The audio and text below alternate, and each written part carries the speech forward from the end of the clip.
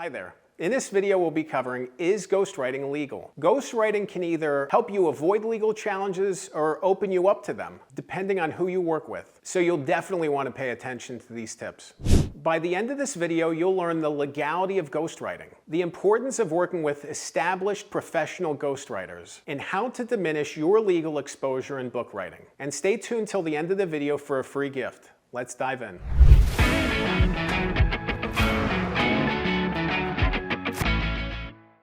Ghostwriting is a curious process, it's an interesting process, it's a misunderstood process. And because of that, people have lots of questions about whether it's legal or not. Typically it is, it's perfectly legal. Ghostwriting involves paying somebody else, typically in money, but sometimes in credit, in order to help you write something or put something together. There's nothing illegal about that, and there's contracts involved in working with a ghostwriter. So when you work with a ghostwriter, you would typically sign a contract with them to pay them for the services that they've rendered for you. That's all there is to it. Yeah, obviously there's more to ghostwriting, but the process itself is perfectly legal when contracts are involved, and I definitely recommend having contracts involved just so there's no misunderstandings. It's completely legal and fine, and somebody is being paid for their services in lieu of credit.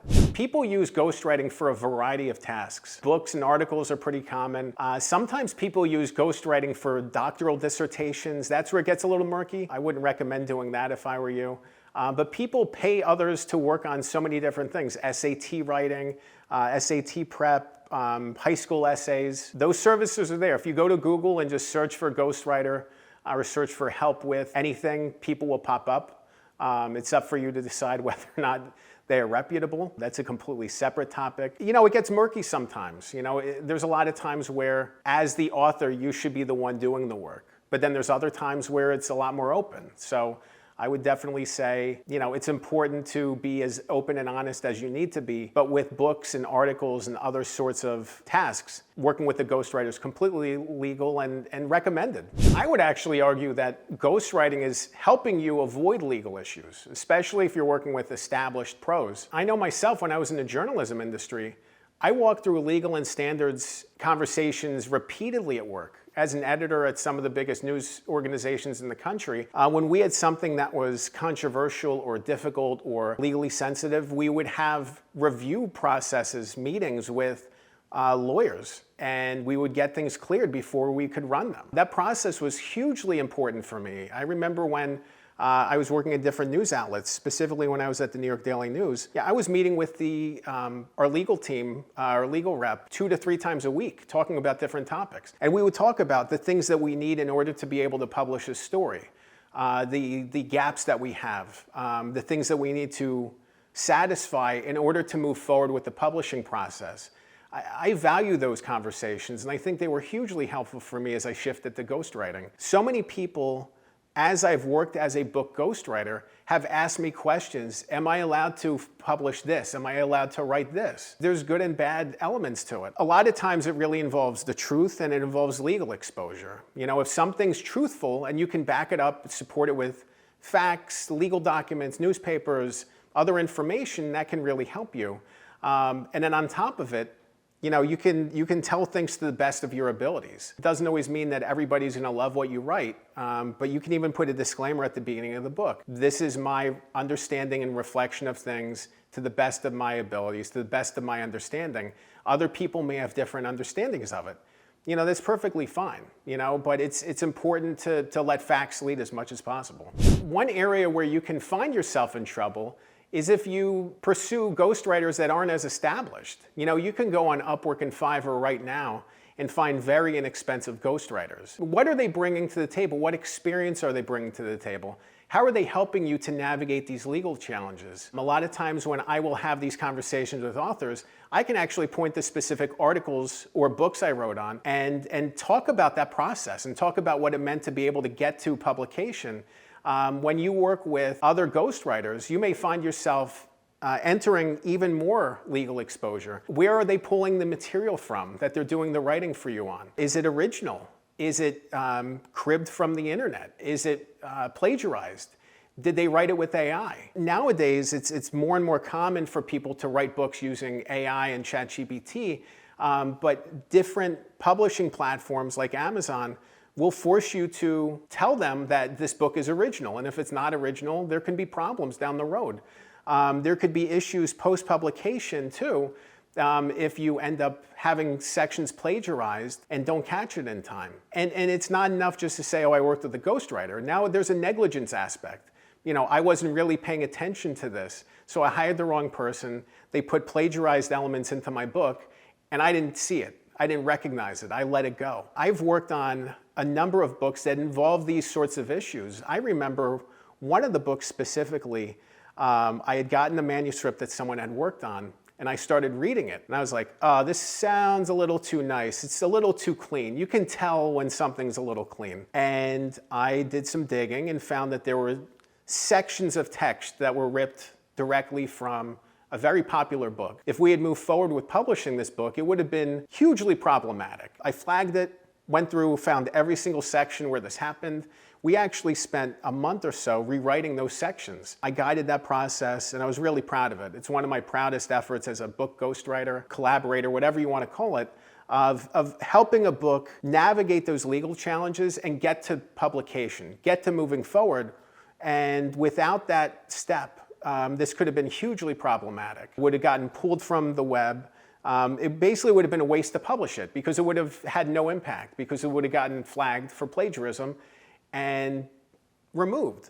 There's so many wrinkles when it comes to publishing material from other sources, and a ghostwriter can help you navigate those processes too.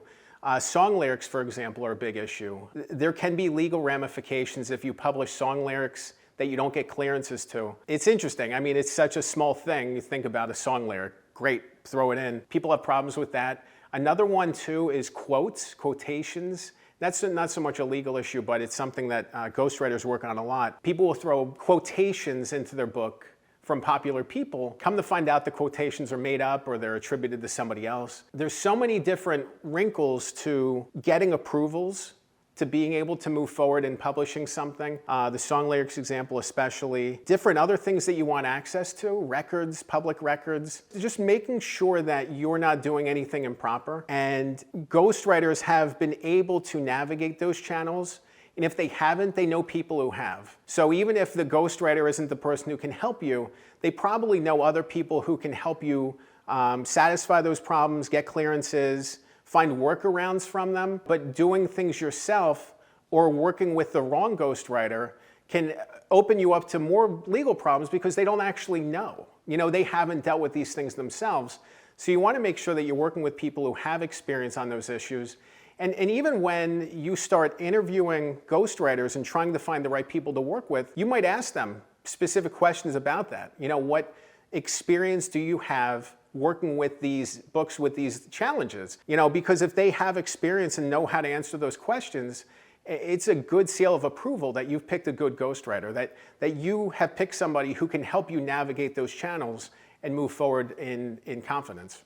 The copyright process is interesting, and a lot of times when a ghostwriter and an author sign a contract to work together, that contract will identify who owns the work that's being created together. And a lot of times it's the author. And a lot of times those contracts have legal outs that indemnify the ghostwriter from any legal challenges. You know, but at the same time, it's crucial to be able to have a good give and take with that process. You know, that even if the ghostwriter isn't legally accountable, they still have a stake in this. You know, this is their reputation. Their reputation is everything.